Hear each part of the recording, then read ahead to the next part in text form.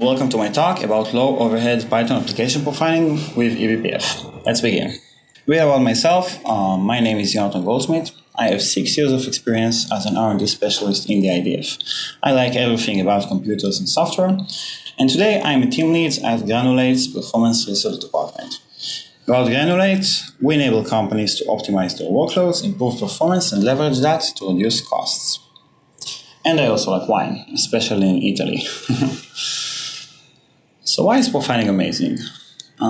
It's not a new concept, but it's definitely rising lately. So it's getting easier and easier to apply and use, even in production environments. You gain visibility on which parts of your code consume the most resources, and this helps you to expose interesting performance improvement opportunities. Let's talk about profiler types and focus on Python profilers. We start with deterministic profilers or tracing profilers. They track your program's execution in a deterministic way, for example by instrumenting all code paths, to give deterministic results. They are very common and many types exist. Probably the most well-known one is CPython, which is included in the Python standard library. And to the right of this slide, we can see the example outputs of it. Now, deterministic profilers are very useful during development, as they are very versatile and can give accurate metrics on function and line of code level. However, their intrusive design, the need to insert instrumentations in code or in the interpreter, makes them possibly introduce high overhead to the code execution. They also might require code changes, for example, to enable or disable the profiler, or require deployment changes. For example, you need to start your application with the profiler script. These reasons make them less suitable for production use, because you do not want to introduce any overhead, and you preferably do not want to make any changes just for the sake of profiling. Now, another profiler type is statistical profilers. These work by taking snapshots or samples of your application every set interval, for example, every 1 millisecond or every microsecond, instead of continuously tracking everything that's happening. Over enough time, the accumulated samples portray an accurate image of your application. One common example is PyPerf, which is a sampling profiler written in Rust.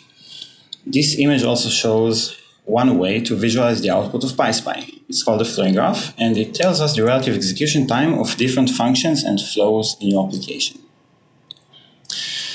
Now, since these samples can be taken externally, therefore, these profilers can be made external to the application, as in not intrusive. Thus, they do not introduce any overhead to the application itself, to some extent. Now, the profiler itself is a program running on the system, so it does introduce some overhead to the system, and we'll talk about that overhead when we finally reach eBPF. Now, since it's not intrusive, we do not need to make any changes to the code or deployment. For example, PyPerf can start profiling any running Python process just by giving it the process ID, which is very convenient. For these reasons, they are much more suitable and safe to use in production. Now, deterministic profilers are generally more versatile in their abilities. So for development environments, when you want to accurately measure a specific functional module, you might want to still use them. Now that's all for the pre-eBPF era. Now let's see what eBPF brings to the table of profilers. A primer on eBPF, it's a technology that has evolved from the old Berkeley packet filters, which is a mechanism in the kernel that allows the user to define filter programs for sockets, like the one displayed on the screen. It was used mostly for sniffing programs such as TCP-dump. The filter program is essentially a small virtual machine with a set of opcodes and operations that it can perform on packet data.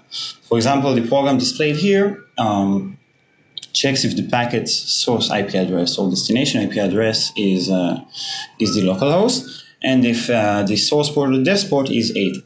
And you can see on the monitor the assembly instructions, the BPF assembly instructions for that program. Now, years forward, this simple interpreter for user programs has been enhanced with many more APIs that are not limited anymore to packet inspection. Also, the programs can now be attached to virtually any logical point in the kernel, not just to the entry of packets. Together, this makes eBPF the most capable tracing or observability infrastructure on Linux. Here's a short example. To the right, we have the code of an eBPF program called OpenSnoop. It's written in a language called BPF trace, which is later compiled to the same BPF assembly we saw earlier. You can read about BPF trace online. This program hooks onto the open system call and thus intercepts all open calls throughout the system. To the left, you can see a sample output from running it on my box. You can see all sorts of different PIDs and programs opening different files. You can see how relatively easy it is to write this simple code that attaches onto a syscall and traces all calls with throughout the system. And also, I didn't mention the negligible performance effect, which is something that we just didn't have before eBPF. This table describes the difference between standard user code, kernel code, and eBPF. The core thing you need to take from that is that eBPF is safe by design. A verifier mechanism exists, which ensures that only safe programs execute. It also means that eBPF programs are not entitled to do anything they please. For example, they are not able to call arbitrary system calls or perform arbitrary writes to memory. On the other hand, eBPF programs have fast access to resources such as memory. For example, they can access the memory of the currently running Python application much faster than PySpy, which is an external application that has to call to run some system calls in order to read the memory of the Python application. Now let's get back to Python. We needed a low overhead sampling profiler, which can sample at high frequency and can easily profile all Python applications running on the system. Plus, we wanted it to be able to extract native stacks and kernel stacks. PySpy, when not introducing overhead on the application itself, does have some overhead on the system. As I said, it needs to access the Python memory in order to extract stack traces. And it does a lot of syscalls trying to do that, which take time. PySpy simply wasn't fast enough when we needed to profile a large Python application with hundreds of threads at high frequency. So we started looking onto the eBPF approach and quickly found PyPerf, which was posted to BCC as a POC of an eBPF-based Python profiler. By the way, we also found a project called RBPerf, which is like PyPerf for Ruby, but that's a different story. So we spent a while and added many new features to PyPerf, trying to make it the best Python sampling profiler. So first of all, we made sure it supports all currently available Python versions. We made it a system-wide profiler. That is, it profiles all running Python applications on the system, unlike PySpy, which works on a per-process basis. If I want to profile 50 Python applications, I need to invoke 50 different PySpys, which then introduce more overhead. With PyPerf, I need to run it just once, and it profiles the entire system. Additionally, we have added logic to extract the native stacks, such as Python extensions, for example, JSON, Pickle, or NumPy, interpreter code, and native libraries. And we also extract kernel stacks, which can be, for example, the system calls your application is making. These features were relatively easy to add over eBPF because PyPerf is eBPF-based, and it would have been much harder, if not impossible, had it been written non-eBPF-based. So here's an example of how it looks. This is a simple unicorn application, and in yellow rectangles we can see the Python frames from the Python application. The purple frames are denoted. The purple frames denote native code, and the orange frames denote kernel code. Together, the combinations of those three portray a very accurate image of the application execution. Now, I've been speaking a lot about native code, which is something that many profilers overlook intentionally, saying that the developer should care about the Python code because they do not have control about the native code anyway. So they should just focus on the Python code, and the native frames and stacks are unwanted noise. However, from our experience, we know that taking the native profile into account is very important when you want to truly understand what's going on and which operations on the Python level are taking the most CPU and time. Therefore, we have invested in making this feature work perfectly in PyPerf. So now we'll do a small exercise. I have this function written here, Can you read its code and guess which operations take the most time? And I'll give you a minute to think, and then we will check out the results. And actually it's recorded, so you can just pause and continue when you're ready. I'll continue now. So here I've cut out the relevant native profile of this function. The bottommost frame is the Python function itself, and all frames above it are the native functions that our Python function func, I've named it, is calling.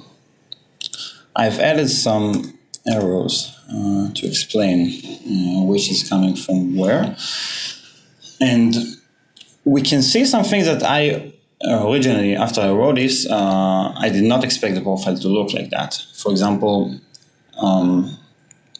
I did think that the string concatenation, which we can see to the right, taking a relatively large part of the profile, actually it was ranking first. The string concatenation takes a large part. However, I did not expect the car calls to take a large part of the profile. Also, the modulo operator takes a relatively large part of the profile. And I only realized that once I've looked at the native profile.